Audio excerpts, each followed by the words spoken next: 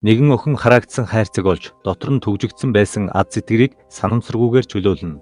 Кино нэгэн эмгэн гэрээ цэвэрлэж байгаа үйл явдлаар эхэлж гэнэт түүний анхаарлыг зочны өрөөнд байсан модон хайрцаг татахад эмгэнч бушуухан алх олж авчираад өнөөх хайрцгийг эвдлэх гэж оролдоно. Гэтэл ямар нэгэн үл үзэгдэх хүч эмгэн рүү дайрч түүнийг өрөөний хан болон шалруу хүчтэй авч шидэхэд эмгэний яснууд ножигнон хугарч амнаас нь цус гарах ба удалгүй эмгэний хүү ирж ээжигээ ухаангүй байдалтай байхад нь олдог. Ингээд үйл явдал киноны гол дүр Клайд хэмээх нэгэн залуу руу шилжих бөгөөд Клайд өөрийн хоёр охин Хана Эмили хоёртой хамтдаа цагийг өнгөрүүлж байдаг. Клайдын экс эхнэр Хана Эмили хоёрын ээж болох Стефаны нөхөр нь хизээч гэртээ байдаггүй. Үргэлж ажил гэж явсаар гэр бүлдээ цаг зарцуулдаггүй байдлаас нь залхаад Клайдаас салахаар шийдэж тэд 3 сарын өмнө аль биесээр гэрлэлтэд цуцлуулсан байжээ. Стефаны Клайдаас салсныхаа дараа өөр шинэ хүнтэй танилцж Брэд гэх найз залуутай болсон бөгөөд Клайд ч тэдэнтэй эвсэг харилцаатай байж амралтын өдрүүдээр хоёр охинтойгоо хамт цагийг өнгөрүүлэхийн тулд тэднийг авч явахаар ирдэг байв. Ингээд Клайд энэ амралтын өдрүүдээр ч хоёр охинтойгоо хамт цагийг өнгөрүүлэхээр болж тэднийг өөрийнхөө нүүж орсон шинэ байшинд аваачдаг. Хана Эмили хоёрт Клайдын шинэ байшин их л таалагдж тэд маш их хөөрч догдсон байдалтай байх ба оройн тэд хамтдаа хооллож хоорондоо халуун ам бүлийн яриа өрнүүлснийхээ дараа бүгд орондоо орж унтцгаадаг. Маргааш өглөө нь Клайд хоёр охинтойгоо хамт гадуур явж байгаад эд хогшил зарж байгаа задгай захныг олж харан сонирхож үзэхээр очдог. Гэтэл Эмилигийн анхаарлыг нэгэн модон хайрцаг татах бөгөөд энэ нь анх кино эхлэхэд гарсан өнөөх хайрцаг болж таардаг. Модон хайрцаг түүнд ихэд таалагдсан учраас Эмили аваасаа өөрт нь авч өгөхийг гуйх ба Эмили хайрцгийг авсныхаа дараа дайшин дотор хэвтэж байгаа бүх биеийг нь буусан эмгэнийг олж харна. Эмгэнч түүний гарт өнөөх хайрцаг байгааг хараад гэнэт уурлан хашгирч цонхоо цохиход Эмили цочирдож балмагдан бушуухан тэндээс холддог. Ингээд Эмили гэртээ очисон хойноо хайрцгийг онгойлгох гэж оролдоод чадаагүй тул аваасаа тусламж гуйсан боловч Клайдын утас гэнэт дуугарч тэр ажлынхаа хүнтэй ярихаар гадаа гарна. Эмили ч сэтгэлээр унан өрөө рүүгээ явах бөгөөд охин тэр орой сэтгэл нь өнөөх хайрцагт хорогдоод унтаж чадахгүй байдаг. Улмаар охин дахин өнөөх хайрцаган дээр очиод онгойлгох гэж оролдоход энэ удаад амжилттай болж хайрцагч онгойно. Хайрцаг дотор бүгж үгсэн шавжнууд, толь шүд гэх мэт янз бүрийн хачиргалтай эд зүйлс байдаг бөгөөд хайрцаг дотор байсан бүгж Эмилид таалагдсан учраас охинч бүгжийг авч зүүгээд хайрцгийг хаан орондоо орж унтахаар явдаг. Маргааш өглөө нь Эмили ихч Ханагийнхаа сандарч орилох дуугаар цочин сэрэх бөгөөд Ханаач өрөөнд нь шавж байна гэж айж хашгирахад Клайд ирж шавжнуудыг алдаг. Эмили хайрцгийг онгойлгож бүгжийг авч зүүснээсээ хойш нэг л хачин байдалтай болох ба тэр байнга л ямар нэг зүйл бодон гөлөрч хийж байгаа зүйлдээ анхаарал хандуулахаа болно. Амралтын өдрүүд дуусны дараа Клайд хоёр охиноо ээждээр навчирч өгөх бөгөөд тэр гэр бүлийн хинтэйгээ өмнөх шигээ хамт байж чадхаа болсондоо баг зэрэг гуниглах ба дараагийн амралтын өдрүүд хүртэл ганцаараа цагийг өнгөрүүлдэг. Ингээд дараагийн амралтын өдрүүд эхлэхэд Клайд дахин хоёр охиноо гэртээ авчрах бөгөөд Эмили шүн унтаж байхдаа нэгэн хачиргалтай хоолой нэрийг нь дуудахыг сонсож өнөөх модон хайрцагч өөрөө онгойдог. Маргааш өглөө нь Клайд Эмилиг цайгаа ирж үг гэж өчнөн удаа дуудсан боловч Эмили ирэхгүй байсан тул аргаа барсан Клайд охиныхоо өрөөнд очиод хайрцагны толинд туссан Эмилигийн аимшигтай царайг олж харан маш их цочирдно. Гэсэн ч азар энэ нь ердөөл түүний төсөөлөл байж таардаг. Ингээд тэд хамтдаа өглөөний цайгаа уух бөгөөд Эмили ч хачиргалтайгаар авирилж эхэлнэ. Тэр хэдэн 100 жил хоолны бараа хараагүй хүн шиг хамаг хоолой ховдоглон идэж эхлэхэд аав нь түүнд санаа зовж тайван ид гэж хэлтэл Эмили түүнд уурлан сэрэгээрээ гариг нь зоож орхидог. Охиныхоо энэ үйлдэлд цочирдсан Клайд түүнийг өрөө рүү нь явуулах ба харин Хана дүүгийнхээ энэ огц мөрчлөлтөнд гайхсаар үлдэнэ.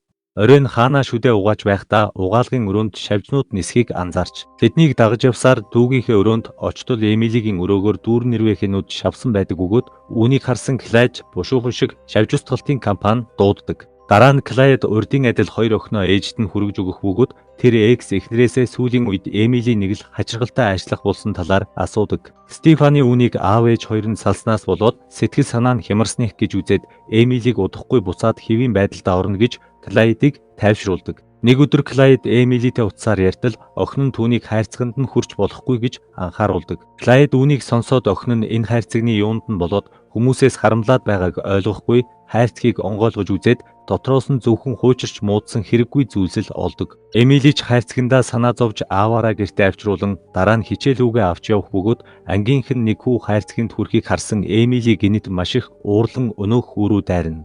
Азар багш нь түүнийг амжиж болиулах бөгөөд дараа нь сургуулийн захиргаа энэ асуудлаар Клайд Стефани хоёрыг дуудаж уулздаг. Сургуулийн захирал эмэгтэй сүүлийн хэдэн 7 хоног Эмили маш хачиргалтай ажиллах болж байнга уурлаж төрөмгийн зан гаргах болсныг тайлбарлаад энэ байдал нь хэрээс хэтэрсэн тул багш нь түүнийг шийтгэж хайрцгийг нь хурааж авсан талаар хэлдэг.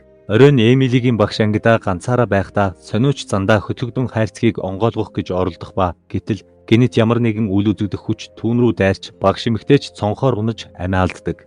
Маргааш нь Клайд охинтойгоо хамт хоолнд ороход Эмили багш нь нас барсанд гуниглэж гашуудсан шинжгүй харин ч хайрцаг нь маш чухал учраас хурдхан буцааж авмаар байна гэж хэлдэг. Эмили хайрцаг дотор өөрийнх нь шинэ найз амьдардаг гэж хэлэхэд Клайд ч ихэд гайхан тэр найзтай нь уулзаж болох уу гэж асуудал Эмили өөрөө ч өнөөх хачиргалтай найзаа харж байгаагүй гэж хариулна. Клайд Эмилигийн энэ яриаг сонсоод охиных нь гинтийн огцом өөрчлөлт хачиргалтай зан авир өнөөх хайрцагтай холбоотой болохыг ойлгож хайрцгийг устгахаар шийддэг. Ингээд Клайд хайрцгийг хаяжхаад буцаж иртэл Эмили ч шуудхан хайрцаг хаана байгааг асуух ба Клайд хайрцаг Эмилид муугаар нөлөөлөд байгаа учраас хаячихсан гэж хэлдэг. Үүнийг сонссон Эмили маш их уурлаж ааваасаа хайрцгийг хаана хаяснаа хэлхийг шаардаж дараа нь албаар өөрийгөө хаалганд цохиж гэмтэн Ханагийн нүдэнд аав нь түүнд гар хүрсэн юм шиг болгож харагдуулна. Дараа нь Эмили Клайдын хайрцгийг хаясан газар руу хамаг хурдаараа гүйж очоод хайрцгийг буцааж авах ба удалгүй тэр үйл үзэгдэгч хэн нэгэнтэй ярилцаж байгаа харагдана. Гэтэл гинэт Эмилиг тойрон маш олон эрвээхээ шавж охины ам руу ороход тэр ч ухаан алдаж ундаг. Клайд охиноо олоод гэрлүүгээ авчрах боловч экс эхнэр нь баахан цагдаа дагуулад ирчихсэн байх бөгөөд хаана аавыгаа дүүд нь гар хүрсэн талаар ээждээ утастаад хийчихсэн байжээ. Улмаар цагдаа нар Клайдыг хүүхдийн хүчирхийлэл үйлдсэн гэж буруутгаад шүүх хурлаар оруулах бөгөөд тэд Эмилигийн гарн дээрх бүгжний хөхөлтийг Клайдыг гар хүрснээс болсон гэж үзээд түүнийг дахиж охтуудтайгаа уулзахыг хориглодог. Клайд ямар ч буруугүй гэдгээ эхнэртэй тайлбарлахыг оролдсон боловч ууралсан Стефани түүнийг сонсохоос татгалзсан. Ингээд яах ч аргагүй байдалд орсон Клайд охиныг нь өөрчилсөн өнөөх нууцлаг хайрцагны үнэн учрыг олж мэдхээр шийдэж их сургуулийн нэгэн эрдэмтэнтэй уулзан хайрцагны үйлчлэлийн тухай асуудаг. Эрдэмтэн өвгөнч хайрцгийг хэсэг судалж үзээд энэхүү хайрцаг нь 1920-од оны үед Польшид еврей хүмүүсийн бүтээсэн хайрцаг болох талаар хэлдэг. Энэ хайрцгийг муу ёрын сүнсийг дотор нь хийж түгжих зорилготойгоор ашигладаг бөгөөд энэ муу ёрын сүнс маш хүчтэй учраас түүнийг хайрцагнаас хизээч гаргахгүй тулд хайрцгийг онгойлгоход маш хэцүү байдаг байжээ. Клайд хайрцагны талаар илүү дэлгэрүүлж судлаад хайрцгийг онгойлгосон хүнийг хайрцагт байсан муу ёрын сүнс эзэмддэг болохыг олж мэдэх бөгөөд тэр ч охиных нь гэнтийн огцом өөрчлөлт муу ёрын сүнсэнд эзэмдүүлснээс болсон гэж таамагладаг. Улмаар Клайд өөрийнхөө таамгийг батлахаар Библи авч Стефанигийн гэрт очоод Эмилид Библийн ишлэлээс уншиж өгөх ба гэнэт Эмилигийн царай хуурч их л тухгүй байдалтай харагдана. Гэтэл гэнэт Клайдын гарт байсан Библи гараас нь хүчтэй шидэгдэх ба Клайд ч үүнийг Эмилиг эзэмдсэн муу ёрын сүнс хийсэн болохыг ойлгоно. Энэ үеэр Стефани гэртээ ирж Клайдад маш их уурлан түүнийг гэрээсээ хөөж гаргадаг. Ингээд Клайд өөрийнх нь таамаг баттай болсон тул муу ёрын сүнсийг дахин яаж хайрцагт түгжих талаар асуухаар Задок нэртэй еврей ламтай уулзах бөгөөд Задокч түүнийг өөрсдийнхөө их лам Реби дээр аваачна. Ингээд Клайдыг модон хайрцгийг гаргаж харуулхад тэнд байсан лам нар ихэд айж цочирдсон харагдах ба Реби Клайдад хайрцаг доторх муу ёрын сүнс шин биетэй болохыг хүсэж байгаа талаар хэлнэ.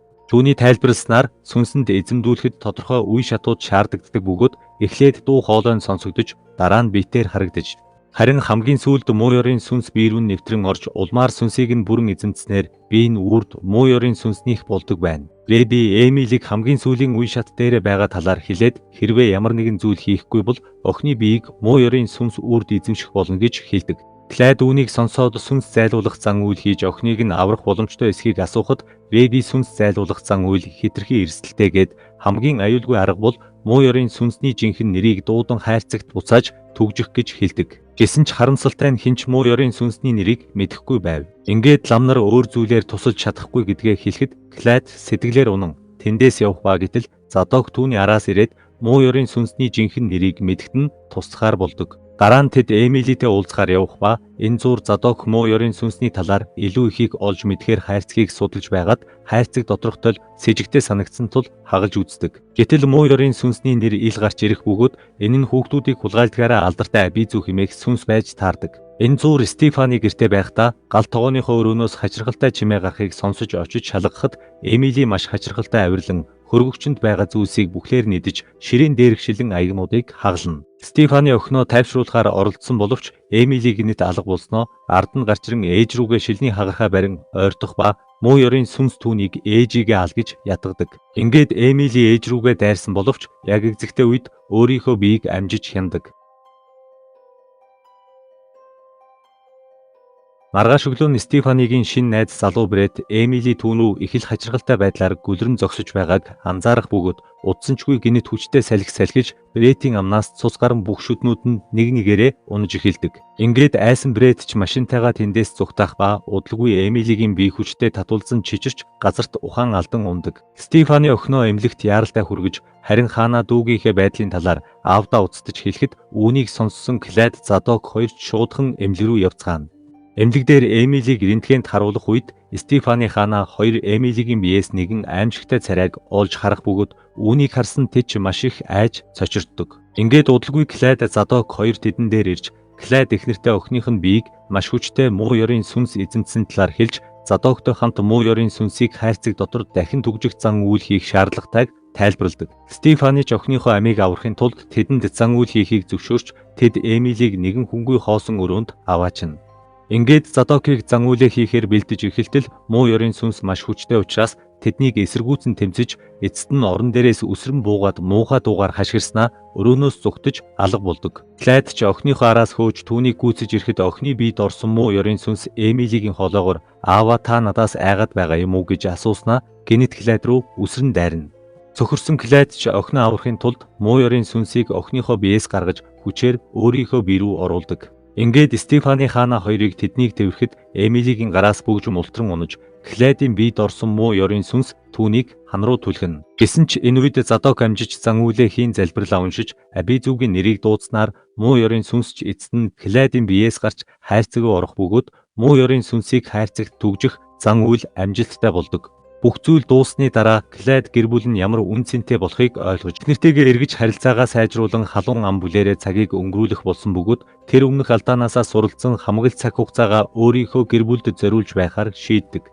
Ингээд Клайд Задок руу залган муу ёрын сүнсийг хайрцаг дотор буцааж түгдсэнд нь баярлснаа илэрхийлэх бөгөөд тэдний ярианаас Задок хайрцгийг хинч олж чадхааргүй газарт аваачаар явж байгаа нь тодорхой болно. Гэтэл гинэт Задокийн унаж явсан машиныг өөр том машин ирж мөргөн Задокч газар дээрээ нас барж харин хайрцаг дараагийн хохирогчоо хүлээн зам дээр ойчиж байгаагаар кино төгсдөг.